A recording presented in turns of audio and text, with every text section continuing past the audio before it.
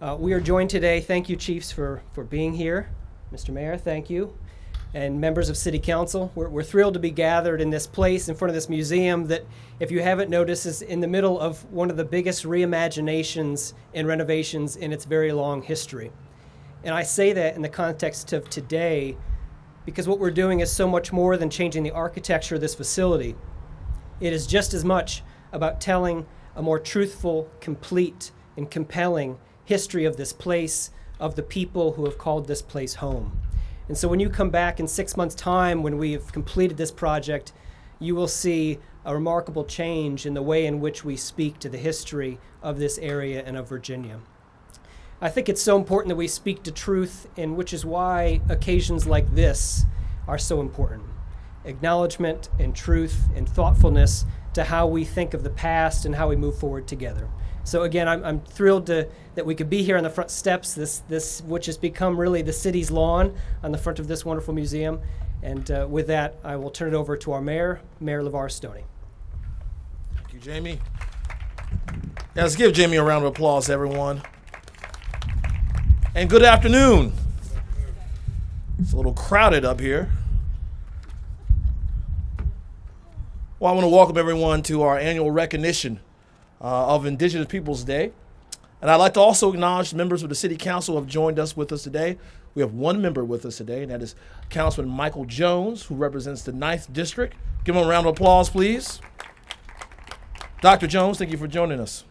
I'd also like to thank Jamie Boskett, the CEO of the Virginia Museum of History and Culture, for not only hosting us, but also for the important work he and his team have done and continue to do to make the institution truly representative of the Commonwealth's diverse culture and its complete history.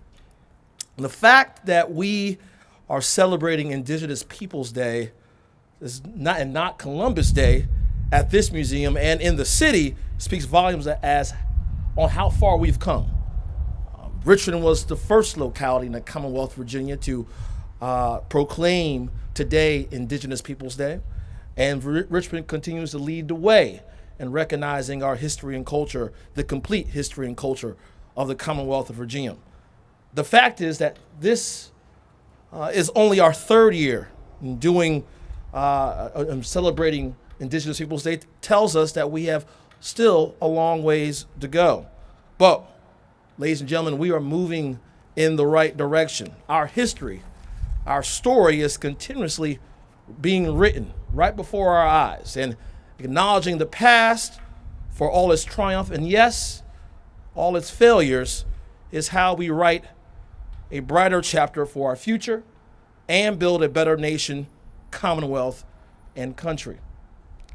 We know that our city and our commonwealth share a rich history, but we are only enriched by that history when we tell the full story, the good, the bad, and the ugly.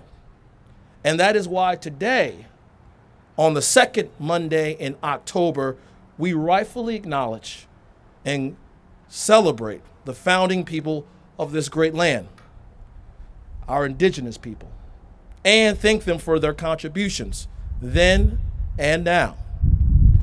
As most of you know, the first people to populate the land that now comprises the city of Richmond were members of multiple tribes, including the Pamunkey, the Nottoway, the Mattaponi, the Upper Mattaponi, and the Nazarene Indian Nation, each with their own diverse history and diverse culture. We're fortunate to have representatives from some of those tribes here with us today. Today we're joined by Foundation Chairman Sheila Elliott from the Nottoway tribe. Round of applause. Shireen Waterlily from the Mattaponi tribe. Chief Walter Red Hawk Brown. Well, Chief Brown's not with us today. That's okay. From the Cherahonka tribe. And Chief Emeritus John Leitner and Minnie Leitner from the Patawomack tribe as well.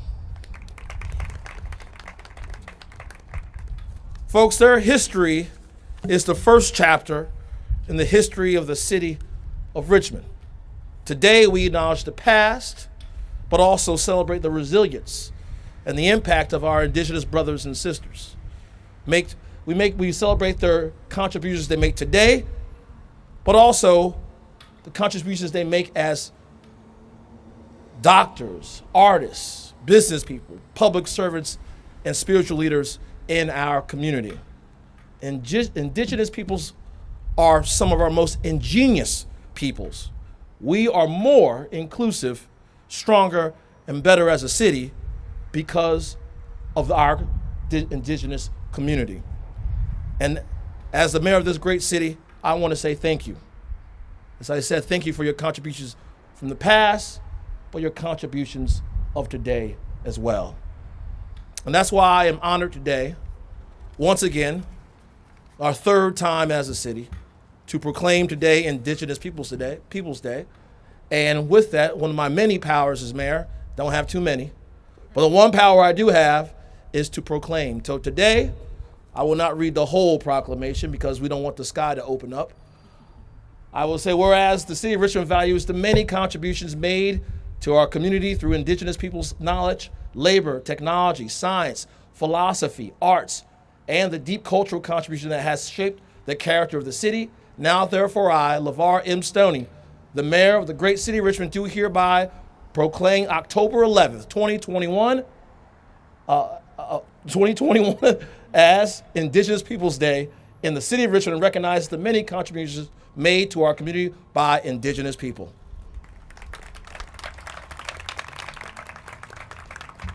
And I want to present this to, I don't know who I hear you're speaking next. Thank you. You're welcome. You're welcome. I'll hold on to it for while you give your Okay. remarks. How about that? All right, thank you. Hello, everybody. My name is Sheila Wilson Elliott, and I'm a tribal citizen, and I serve as the chair of our foundation arm for the Nottoway Indian Tribe of Virginia. We are located in Capron, Virginia. I want to thank Mayor Stoney, City Council, the Virginia Museum, and citizens of Richmond for acknowledging us as Indigenous peoples and making today become a reality.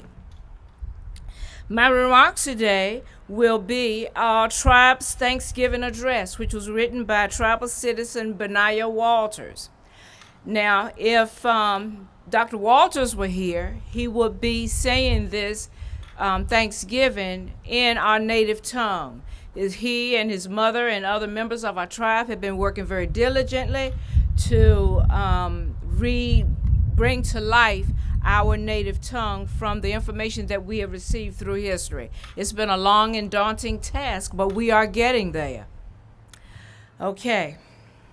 We are thankful for we are now of one mind. We're thankful for the people, Mother Earth, water, all of the fish, all of the animals, all of the birds, all of the plants, all of the trees. We are thankful for we are now one mind.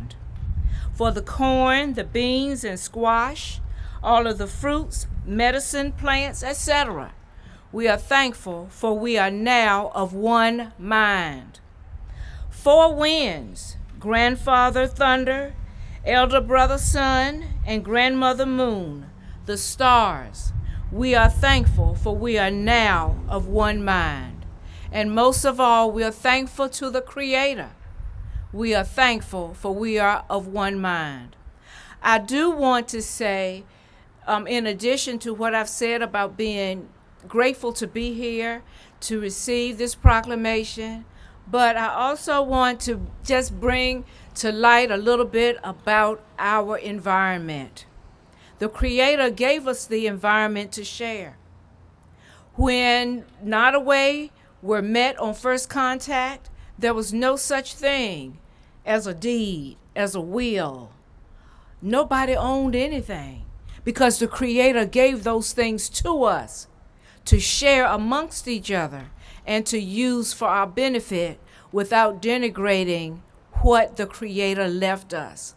We need to get back to that, and I think that when we look at things like what's going on with the fires in California, Now the oil spill in California, we've really got a lot of work to do, but we can do it together, for we are now of one mind. Thank you so much. Hear, hear.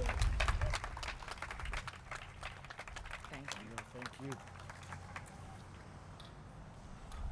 And I believe that concludes our program for this afternoon. Thank you all for attending, and do your best to stay dry. Thank you.